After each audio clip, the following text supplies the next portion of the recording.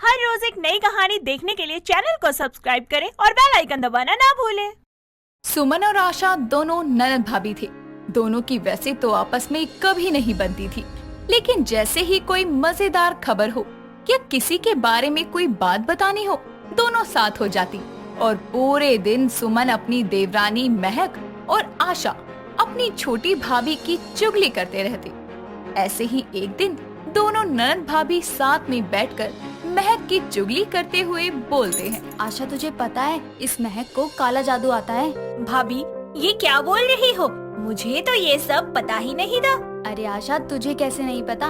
ये बात तो सबको पता है, तभी तो बहुत कम लोग बात करते हैं उससे, क्योंकि वो काला जादू जानती है। अच्छा हुआ भाभी जो आपने मुझे बता दिया। अब मैं भी उससे कम ही बात करूंगी। क्या पता कब क्या कर दे वो। तुझे महक की एक बात बताती हूँ, वो सामने वाले घर में एक छोटा बच्चा है ना।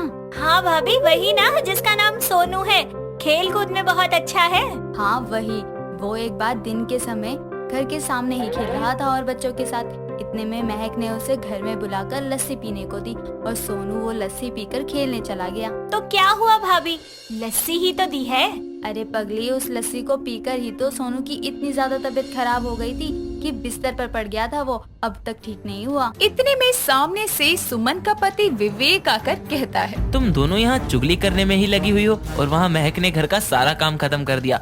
मैं तो तंग आ गया हूँ तुम दोनों की हरकतों से। सुमन और आशा की चुगली करने वाली हरकत से विवेक भी बहुत परेशान हो चुका था और उसके साथ साथ बाकी सब भी उनकी इन हरकतों से अच्छे से वाकिफ थे। और अब विवेक के आने पर आशा उसको भी अपनी बातें बताते हुए कहती है, भैया आपको नहीं पता महक भाभी कैसी है? अच्छा, मतलब अब तुम दोनों मिलकर महक की चुगली करने लगे? तुम तो रहने ही दो। तुम्हें दुनिया भली लगती है और अपनी बीवी और बहन खराब लगते हैं। ये सुनकर विवेक अपनी माँ संगीता को आवाज लगाते हुए बोलता है, माँ, अरे ओ माँ, सुनती हो? जरा आकर इन दोनों की नई कहानी तो सुनो। संगीता विवेक के पास आकर बोलती है, क्या हुआ बेटा, इतना क्यों चिल्ला रहा है? माँ, आप समझाती क्यों नहीं हो इन दोनों को? मैं तो परेशान आ गया हूँ इन दोनों से। आप जल्दी से कोई लड़का देखकर आशा की शादी कर दो। ये दोनों अलग रहें, वही ठीक है दोनों के लिए। बेटा तुझे बताया तो था, कल आशा को देखने के लिए लड़के वाले आएंगे। अरे हाँ माँ, मैं तो भूल ही गया। सुन आशा, कल टाइम से तैयार हो जाइयो। अपनी भाभी के साथ बैठकर चुगली में बिजी मत हो जाइयो। अगले दिन आशा को देखने अतुल नाम का लड़का अपनी माँ माला के साथ घर आता है। आशा भी उनके स्वागत के लिए वहाँ मौजूद थी। विवेक उनका स्वागत करते हुए बोलता है, अरे माँ देखो, लड़के वाले आ गए। आइए आइए, बैठिए आप। और आशा, तुम कुछ खाने पीने के लिए लेकर आओ। अरे नहीं, रहने दीजिए, अभी तो आए हैं, थोड़ी बात तो करने दीजिए। घर में बस आप माँ बेटे ही हो? जी हाँ, बस मैं और मेरा बेटा ही हैं। बताइए, आपको मेरी बहन आशा कैसी लगी? मुझे आशा पसंद है। अतुल को आशा पसंद आती है और कुछ समय बाद दोनों की शादी हो जाती है। ससुराल में कुछ समय रहने के बाद आशा कुछ दिनों बाद अपने मायके वापस चली आती है। उसको ऐसे अचानक आते देखकर विवेक उसे बोलता है, अरे आशा, तो इतने दिनों बाद आई है, कैसी है तू? तेरे ससुराल में सब ठीक है? अपनी पति और अपनी सास को तो खुश रखती है ना? भैया अब मैं तुम्हें क्या बताऊं, तो मेरी बात तो मानोगे कहाँ? अरे आशा, तू घबरा क्यों रही है? बताना क्या हुआ, सब ठीक है ना वहाँ पर? भाभी को नहीं पता मेरे ससुराल वाले कैसे हैं। मेरी सास तो हमेशा ही मुझसे काम करवाती रहती है और पति वो तो अपनी माँ के पल्लू से बंधा रहता है। मैं तो परेशान हो चुकी हूँ। आशा, ऐसी बात थी तो तूने मुझे पहले ही क्यों नहीं बताया? मैं बात करता हूँ अतुल से। अरे आप हमारी बातें कहाँ सुनते हो? मुझे तो पहले ही कोई गड़बड़ लग रही थी। भैया भाभी बिल्कुल सही बोल रही है। मेरी सास ने तो मेरा जीना मुश्किल कर रखा है। सारा दिन मुझसे कोलू के बैल की तरह काम करवाती है और मेरे पति के सामने ये साबित करने की कोशिश में लगी रहती है कि सारा काम उन्होंने किया है। मतलब मेरी की हुई सारी मेहनत पर तो पानी फेर देते हैं और फिर वो मुझे सुनाने लगते हैं। सुन लिया आपने, कैसा है आपकी बहन का ससुराल? अब तो आपने अपनी मनमानी चला ली और नतीजा आप देख रहे हैं ना, आपकी बहन को भुगतना पड़ रहा है। आशा, तू परेशान मत हो, मैं हूँ ना, तेरा बड़ा भाई सब ठीक कर देगा। मैं अभी जाकर अतुल से बात करता हूँ कि वो मेरी बहन के साथ ऐसा कैसे कर सकता है। हाँ भैया, आप जाओ और उसे समझा दो कि वो अपनी पत्नी की बात सुने, माँ की नहीं। विवेक गुस्से में अतुल के घर की ओर निकलता है और वो जैसे ही अतुल के घर जाता है तो अतुल उसे देखकर बोलता है, अरे विवेक भैया, आपका यहाँ आना कैसे हुआ? और सब बताओ, सब ठीक है? चुप करो तुम, मुझे तुमसे ये उम्मीद नहीं थी कि तुम मेरी बहन के साथ ऐसा बर्ताव करोगे। अच्छा, मतलब आपकी बहन ने आपको एक अलग ही कहानी सुनाई होगी। कहानी? क्या मतलब कहानी बताई होगी? हाँ, कहानी बताई होगी। आपकी बहन ने यहाँ पड़ोसियों को ये बताया था कि मेरे पति और मेरे सास मेरे साथ बहुत बुरा व्यवहार करते हैं। वो मुझे मारते हैं, पीटते हैं। आस पड़ोस में जाकर वो चुगली करती रहती थी मेरी और मेरी माँ की। अच्छा, उसने ऐसा किया? लेकिन वो तो कुछ और ही बता रही थी कि तुम्हारी माँ सारा काम उससे करवाती है और तुम्हारे आगे दिखाती है कि सारा काम तुम्हारी माँ ही करती है। भैया, आप अपनी बहन को जानते हो, उसकी चुगली करने की आदत बहुत ज्यादा है। वो खुद सुबह सुबह उठ के पड़ोसियों के पास जाकर बैठकर अपने ही घर की चुगलियां करती है और घर का सारा काम मेरी माँ करती है। और एक दिन उसे समझा दिया कि ऐसा मत किया करो, माँ की तबीयत खराब रहती है, उनके ध्यान रखा करो। अच्छा, फिर क्या किया उसने? वो अपनी भाभी सुमन को कॉल लगा के बोलने लगी, भाभी यहाँ के लोग मुझे बहुत गंदे हैं, यहाँ के लोग मुझे बहुत दुख देते हैं। और इसके लिए उसने भाभी ने कहा तू घर आ जा, तेरे भैया से हम दोनों बात कर लेंगे। मतलब ये सब सुमन को पता था और उसने भी मुझसे झूठ बोला? भैया, आशा की चुगली करने के आदत से बहुत परेशान हो चुका था, इसलिए मैंने उसे कहा चली जाओ अपनी भाभी के पास। चलो ठीक है, दोनों का बहुत हो गया नाटक, अब दोनों को सबक सिखाने का टाइम है। विवेक और अतुल को सुमन और आशा की सच्चाई पता चल गई थी। दोनों मिलकर ये सोचने लगे कि सुमन और आशा को सबक कैसे सिखाएं, और दोनों ने एक तरकीब निकाली। जिसके बाद विवेक घर आते ही सुमन से बोलता है, मुझे तुम्हारे साथ अब और नहीं रहना। तुम जो पड़ोसियों की चुगली करती रहती हो, मैं परेशान हो गया हूँ। अब मुझे नहीं रहना तुम्हारे साथ। अपने मायके जाओ और वहीं रहना और चुगली करना। भैया, आप तो अतुल से बात करने गए थे ना, और वापस आकर आप ये क्या बोल रहे हो? भाभी को क्यों मायके भेज रहे हो? आशा, तुम्हें भी कोई जरूरत नहीं है अतुल जैसे इंसान के साथ रहने की। अब से तुम यहीं रहोगी। मैं तुम्हारा अतुल से तलाक करवा दूंगा। भैया, ये क्या बोल रहे हो? मुझे नहीं चाहिए तलाक, अतुल के साथ ही रहना चाहती हूँ मैं। हाँ, आपको क्या हो गया है? आप क्या बातें कर रहे हैं? आशा की तलाक की, मुझे मायके भेजने की? मुझे कहीं नहीं जाना, मुझे यहाँ आपके साथ ही रहना है। इतने में ही दरवाजे पर अतुल आता है और आशा से कहता है, आशा, ये लो तलाक के कागज, अब हम दोनों साथ नहीं रह सकते। आप ये क्यों बोल रहे हैं? ऐसे थोड़ी होता है। क्यों, क्या हुआ? ये तो परेशान करता है ना तुम्हें। अब नहीं करेगा, दे दो तलाक। और सुमन, तुम भी अपना बैग पैक कर लो और जाओ अपने मायके। हम दोनों को आपका ये झूठ पता चल गया है, चुगली करने वाला। आप दोनों मिलके अपने अपने मायके में चुगली करना। हमें माफ कर दो, हमसे गलती हो गई, अब आगे से ऐसा कुछ भी नहीं होगा। हाँ, हमें माफ कर दो। अब से दूसरों की चुगली कभी नहीं करेंगे और अब से आपको कोई शिकायत का मौका भी नहीं देंगे। मुझे यहाँ छोड़कर मत जाइए, मुझे आपके साथ रहना है। आशा और सुमन ने अपनी गलती पर माफी मांगी और उसे सुधारा भी। दोनों ने अपनी आदतों के चलते अपने परिवार को बहुत परेशान किया था, लेकिन अब अतुल और विवेक ने उनके बदलाव को देखकर उन दोनों को माफ कर दिया। जिसके बाद दोनों ननद भाभी अपने अपने परिवार में खुशी खुशी रहने लगी। सुमन अपने पति भुवन की मॉर्निंग वॉक से बड़ी परेशान थी।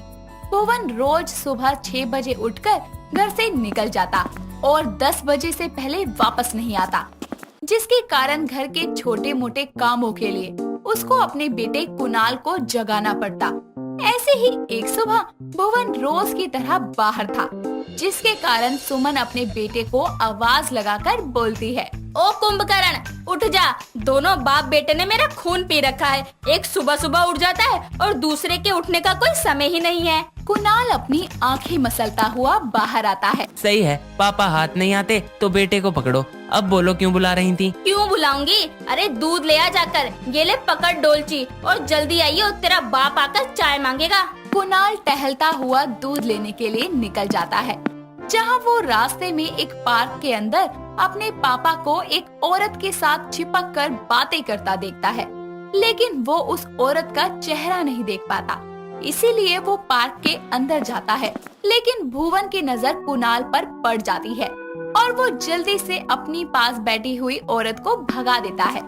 जिसके बाद कुणाल वहाँ से भागता हुआ आकर बोलता है, पापा, कौन थी वो औरत जो अभी अभी भाग कर गई यहाँ से? कौन औरत? मैंने तो नहीं देखी कोई औरत। पागल हो गया है क्या?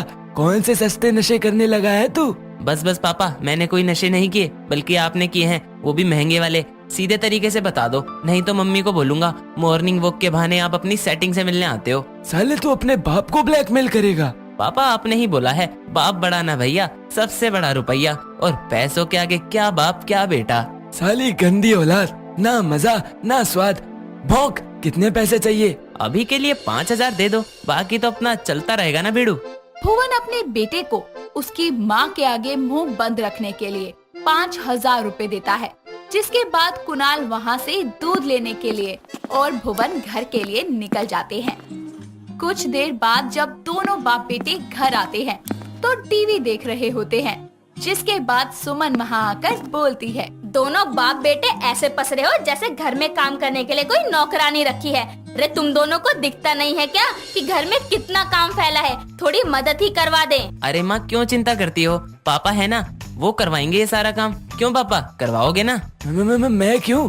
तू साले रोटियां तोड़ने को पैदा हुआ है क्या? नहीं पापा, ऐसे नहीं बोलते। मुझे एक जरूरी काम है, आपको बताया था ना। कौन सा जरूरी काम? देखो पापा, चुपचाप माँ के साथ काम करवा लो, वरना आपकी सेटिंग वाला राज बता दूंगा माँ को। अरे हाँ, मैं करवा दूंगा काम। इसको बहुत जरूरी काम है, जाने दो इसको। कुणाल अपने पिता को ब्लैकमेल करके उनको घर के कामों में फंसाकर खुद अपनी गर्लफ्रेंड आशिका से मिलने एक रेस्टोरेंट में जाता है, जहां आशिका उससे पहले से आई हुई होती है और उसको लेट आता देखकर बोलती है, कमीने, कहाँ मुंह मार रहा था जो इतनी देर लगा दी? डार्लिंग कैसी बात करती हो, मैंने तुम्हारे अलावा कहीं और मुंह नहीं मारा। मैं अपने बाप जैसा थोड़ी हूँ।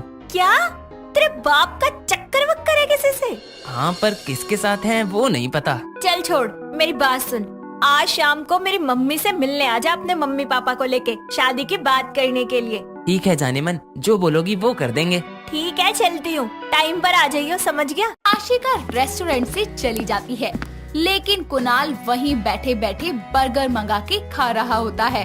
तभी वो देखता है कि बगल वाली टेबल पर उसका बाप अपनी सेटिंग को लेकर आया हुआ है। ये देखकर कुणाल बोलता है, आज तो पापा की सेटिंग को देख कर ही रहूंगा। मैं भी तो देखूं मेरे बाप ने इस उम्र में कौन सी फुलझड़ी पटा ली। कुणाल चुपके से अपने पापा की कुर्सी के पीछे छुप जाता है, लेकिन फिर भी उस औरत का चेहरा नहीं देख पाता, क्योंकि उसने घूंघट कर रखा होता है। ये देखकर कुणाल बोलता है, ये नई मम्मी हमेशा चेहरा छुपा कर ही क्यों मिलती है? लेकिन कोई नहीं, यहीं बैठे बैठे सुनता हूँ कि पापा अपनी सेटिंग से क्या बात करते हैं। कुणाल अपने पिता की कुर्सी के पीछे छुपकर उनकी बातें सुन रहा था। तभी भुवन अपनी सेटिंग माधुरी का हाथ पकड़ते हुए बोलता है, जाने मन, तुम्हारे लिए मैं कितने खतरों से लड़कर आता हूँ, तुम्हें पता भी है।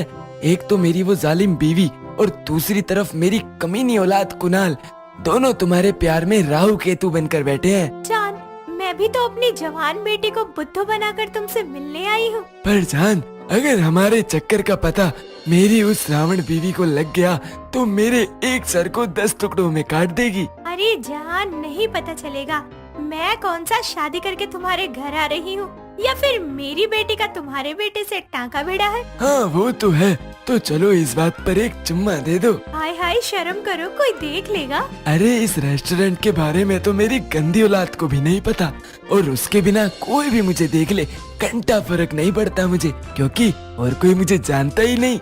माधुरी घूंघट में ही भुवन के गालों पर किस करने जाती है कि तभी बीच में कुणाल आ जाता है और अपने पापा के मुंह के बिल्कुल सामने अपना मुंह लाकर बोलता है, पापा मैं दूं क्या चुम्मा, क्योंकि मेरे चुम्मे में च्यवनप्राश भी है। भुवन जैसे ही अपनी आंखें खोलता है तो उसके सामने उसका बेटा गंदा सा मुंह बनाए खड़ा होता है, जिसे देखकर वो अचानक से खड़ा होकर बोलता है, कुत्ते के पिल्ले, तू यहाँ कैसे?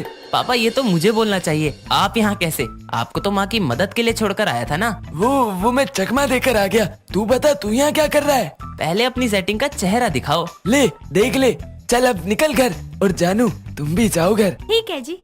माधुरी वहाँ से निकल जाती है, लेकिन उसके जाते ही कुणाल अपने पापा से बोलता है, पापा बहुत तेज हो रहे हो, अपनी सेटिंग को तो भगा दिया और अब मैं माँ को सब बताऊंगा कि तुम कैसे अपनी सेटिंग से उनकी बुराई कर रहे थे। बेटा तू मेरा राजा बेटा है ना, बता तुझे क्या चाहिए, तुझे जो चाहिए वो दूंगा, बस तू अपनी माँ के आगे मुंह मत खोलियो। ऐसा करता हूँ, इनको अपनी वाली के घर ले चलता हूँ, लगे हाथ मेरी शादी की भी बात कर लेंगे। कहाँ खो गया? भोंक ले, कितना पैसा लेगा अपना ये गटर जैसा मुंह बंद करने के लिए? पापा इस बार मुझे पैसे नहीं चाहिए, आप मेरे साथ मेरी सेटिंग के घर चलो, उसकी मम्मी से उसका हाथ मांगने। क्यों बे, तुझे उसकी माँ का हाथ क्यों चाहिए? मांगना है तो बेटी का मांग। ओ पापा, मेरे शौक आपके जैसे नहीं है, बेटी का ही मांगना है, और शाम को जाना है, माँ भी जाएंगी साथ, इसलिए अब घर चलो। एक शर्त पर, तेरी शादी होने के बाद तू मुझे ब्लैकमेल करना छोड़ देगा। ठीक है, शाम होने पर दोनों बाप बेटे सुमन के साथ आशिका के घर जाते हैं, जहां आशिका उनका स्वागत करती है। तभी भुवन आशिका से बोलता है, बहू, तुम्हारे घर में क्या दुल्हन ही शादी की बात करती है? अरे नहीं नहीं अंकल जी, मेरी माँ बस आ ही रही है, वो देखिए आ गई। आशिका के इतना बोलते ही रसोई से माधुरी चाय लेकर आ रही होती है और उसको देखकर कुणाल उठकर बोलता है, पापा आपकी सेटिंग यहाँ? क्या यार पापा, आपको कोई और औरत नहीं मिली क्या अपनी सेटिंग के लिए? चुप साले, देख तो ले, तेरी माँ भी साथ है। कुणाल के मुंह से जल्दी जल्दी में सच निकल जाता है और ये सुनकर सुमन बोलती है, क्या बोल रहा है बे? तेरे बाप की सेटिंग? मम्मी, पापा। बोल ले कमीने, वरना इस जन्म में तो तेरी शादी मैं नहीं होने दूंगी। पापा माफ करना, अपनी सेटिंग को बचाने के लिए आपकी सेटिंग का राज खोलना पड़ेगा। कुणाल सबके सामने सारा सच बताता है, जिसको सुनकर सुमन का खून खोल जाता है और उसको इतने गुस्से में देखकर भुवन बोलता है, भाग्यवान, माफ कर दो, आज के बाद किसी औरत से क्या फोन की भी सेटिंग नहीं करूँगा, माफ कर दो। आज के बाद इस लायक बचोगे तो करोगे ना? हाँ माँ, पापा को घर तक घसीटो। चुप रह, तू भी इसी बुढ़े की गंदी औलाद है। चलो दोनों बाप बेटे, आज तुम्हारे शरीर की एक एक सेटिंग ना बिगाड़ दी ना, तो मेरा भी नाम सुमन नहीं। सुमन के सामने सारा सच आने के बाद बाप के साथ साथ बेटे की सेटिंग भी बिगड़ जाती है। उसी के साथ साथ दोनों की हालत अब आगे क्या होने वाली है, ये तो आप सब लोग अंदाजा लगा ही सकते हैं। इसीलिए सेटिंग हमेशा फोन में करें, जिंदगी में नहीं। दोस्तों, अगर आपको ये कहानी पसंद आई तो इसे लाइक करें, शेयर करें और कमेंट करके बताएं कि कहानी में आपको सबसे अच्छा क्या लगा।